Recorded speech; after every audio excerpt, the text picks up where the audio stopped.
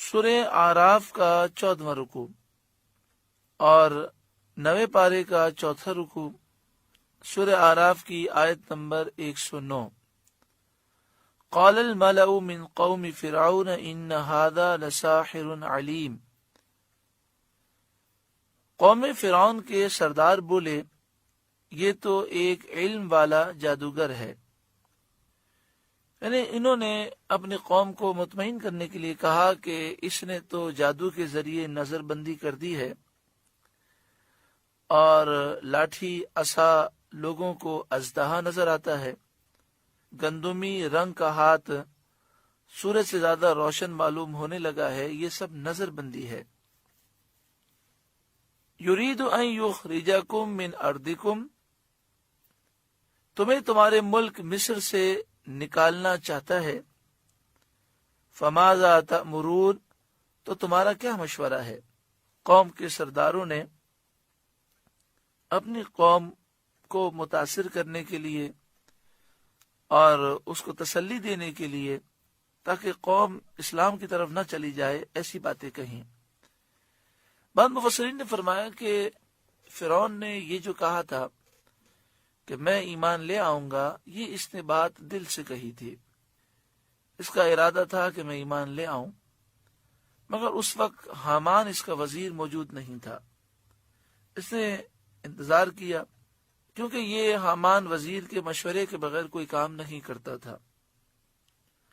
حامان وزیر آیا اور اس نے اس سے مشورہ کیا اور کہا کہ دیکھو یہ بات ثابت ہو چکی ہے کہ موسیٰ علیہ السلام اللہ کے سچے نبی اور رسول ہیں، اور جو یہ باتیں لے کر آئے ہیں وہ حق ہے، اور ان کے معجزات بالکل واضح ہیں، لہذا اب ہمیں ایمان لے آنا چاہیے۔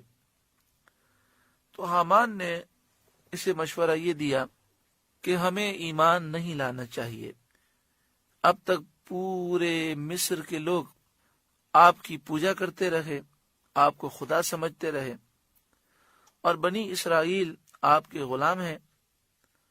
جب آپ موسیٰ علیہ السلام پر ایمان لے آئیں گے تو آپ موسیٰ علیہ السلام کے غلام بن جائیں گے، اور بنی اسرائیل ہم پر حاکم ہو جائیں گے۔ آپ اب تک حاکم تھے اور مصر کے لوگ آپ کی پوجا کرتے رہے، اب آپ عابد بن جائیں گے، پہلے آپ معبود تھے۔ اس طرح کے مشورے حامان نے فرعون کو دیے۔ تو فرعون نے کہا کہ تمہاری باتیں تو صحیح ہیں کہ ہمارا ملک اس سے چلا جائے گا اور یہ سارے معاملات ہوں گے، لوگ بھی کہیں گے کہ اب تک یہ کہتا رہا کہ میں خدا ہوں، اب یہ کہہ رہا ہے کہ میں نے جھوٹ کہا تھا۔ لیکن مسئلہ یہ ہے کہ ہم ایمان نہیں لائیں گے تو موسیٰ علیہ السلام کے معجزات اس قدر واضح ہیں کہ لوگ اسے دیکھتے ہی ایمان لے آئیں گے۔ تو حامان نے کہا کہ ایک جھوٹا پروپیگنڈا کیا جائے اور شور مچایا جائے کہ یہ جادوگر ہیں، اور جادوگروں سے مقابلہ کرا دیا جائے۔ تو فرعون نے کہا کہ اگر جادوگروں سے مقابلہ کرایا گیا تو جادوگر ہار جائیں گے، موسیٰ علیہ السلام جیت جائیں گے، تو پھر بھی یہ بات ظاہر ہو جائے گی کہ موسیٰ علیہ السلام حق پر ہیں۔ تو حامان نے کہا کہ لوگوں کو ہم یہ تاثر دیں گے کہ جادوگروں کے مقابلے ہوتے رہتے ہیں، کبھی کوئی جادوگر جیت جاتا ہے، کبھی کوئی ہار جاتا ہے، اور ہم لوگوں کو یہ سوچ دیں گے کہ یہ سب جادوگر ایک ہی ہیں اور یہ جادو کے زور پر تمہارے ملک پر قبضہ کرنا چاہتے ہیں۔ مطلب پیارے بھائیوں، آج بھی کفار کی طرف سے اسی طرح کا پروپیگنڈا کیا جاتا ہے، اسلام کے خلاف، مسلمانوں کے خلاف، اور اس کے ذریعے وہ حق کو دبانے کی کوشش کرتے ہیں۔ اللہ تبارک و تعالی مسلمانوں پر کرم فرمائے، جس طرح فرعونی غرق ہوئے، برباد ہوئے، اللہ تعالی دشمنان اسلام کو نیست و نابود فرمائے۔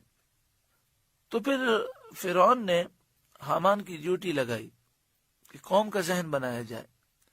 تو پھر قوم کے سردار وہ تیار کیے گئے اور انہوں نے درباریوں کے سامنے یہ مسئلہ اٹھایا کہ یہ تو ایک جادوگر ہے، یرید ان یخرجکم من ارضکم، تمہیں تمہارے ملک مصر سے نکالنا چاہتا ہے، فماذا تأمرون، تو تمہارا کیا مشورہ ہے؟